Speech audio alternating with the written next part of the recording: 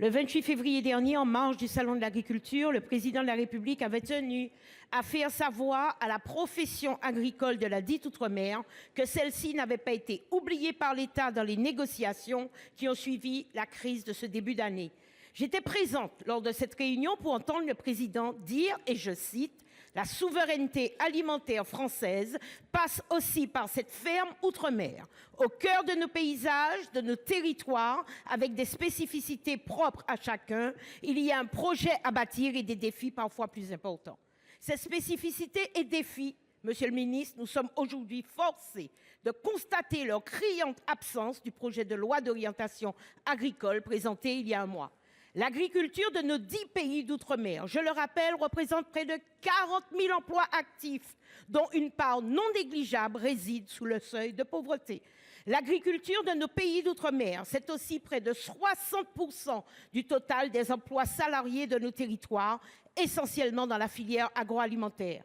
L'agriculture de nos pays d'outre-mer, c'est aussi 25 000 exploitations, presque un cinquième de notre superficie totale. Une politique publique aussi essentielle, lorsqu'on parle d'autonomie alimentaire, est-elle destinée à passer une fois de plus sous le coup des ordonnances ou d'attendre le moment aléatoire des amendements votés ou pas votés au Parlement?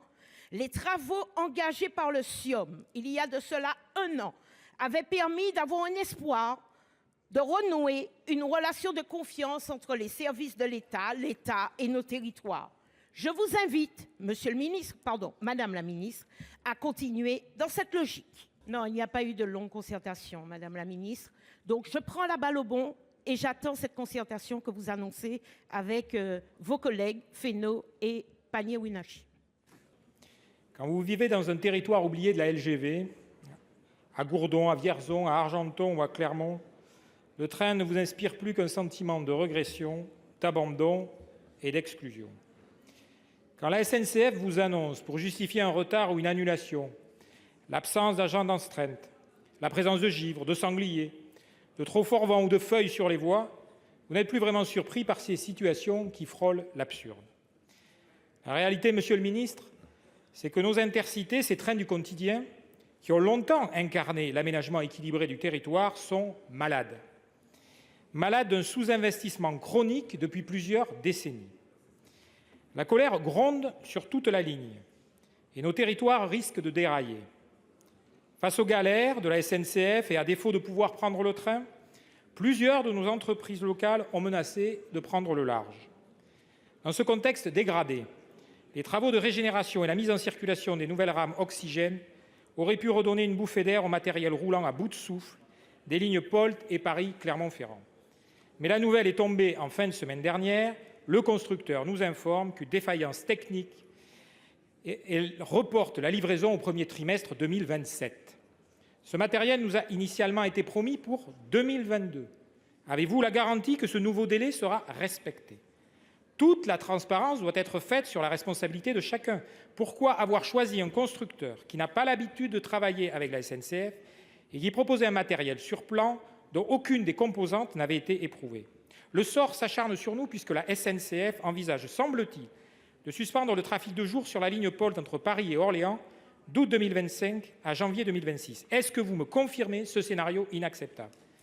Enfin, le gouvernement a-t-il prévu de replacer ce dossier en haut de la pile pour sauver nos trains d'équilibre de territoire et promouvoir le moyen de transport le plus décarboné qui existe à ce jour? Comment allez-vous leur redonner la fiabilité, la rapidité et l'intérêt qu'ils méritent? Monsieur le ministre, combien de temps encore allez-nous vous laisser au bord du quai? Depuis plusieurs semaines, les Français prennent conscience que les Mozart autoproclamés de la finance ne maîtrisent pas le solfège. Les avances et les hypothèses brutales concernant la réduction des dépenses publiques se succèdent et font saigner d'inquiétude les oreilles de nos concitoyens, des élus locaux et des hommes et des femmes qui travaillent dans la fonction publique territoriale. Et pourtant, la part des dépenses des collectivités françaises est nettement inférieure à la moyenne européenne. Et pourtant, nos collectivités sont exemplaires, qu'il s'agisse de la dette, de l'investissement ou des services publics. Mais les nuages s'accumulent à la suite de vos décisions.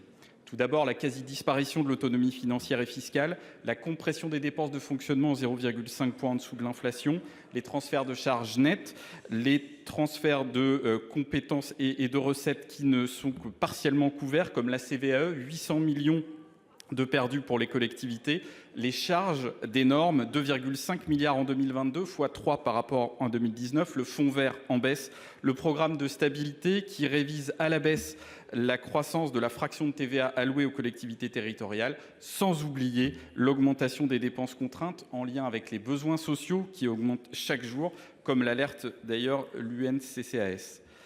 Et face à cela, nous avons eu un rapport de l'inspection générale des finances qui insiste sur la mutualisation, alors que nous prônons et nous sommes attachés les uns les autres à la libre administration des collectivités. Un rapport qui préconise le télétravail, alors que nous défendons le lien humain, qui est absolument indispensable. Un rapport qui encourage les fermetures d'écoles, alors que nous défendons les services publics. Un rapport qui évoque la sobriété foncière, ignorant le coût de la densification et du renouvellement urbain. Donc, Monsieur le Ministre, la question est simple. Quel sort votre gouvernement entend-il réserver aux collectivités territoriales? Monsieur le ministre, vous ne vous êtes pas positionné sur le rapport de l'inspection générale, donc on en déduit que vous en partagez les orientations. Nous, ce que nous disons et nous redisons à chaque séance, c'est que les élus locaux ont besoin de visibilité pour leurs finances, pour leur budget. C'est un impératif démocratique au plan local comme au plan national, que ça passe par un PLFR, un débat 50-1 proposé par notre président de groupe. Vous le devez aux Français, aller chercher des recettes, c'est possible, sur l'ISF climat, sur les super profits, sur la révision des niches, plein de leviers qui existent. Les élus locaux nous attendent. Conclure. Merci. La parole est à notre collègue Pascale Gruny.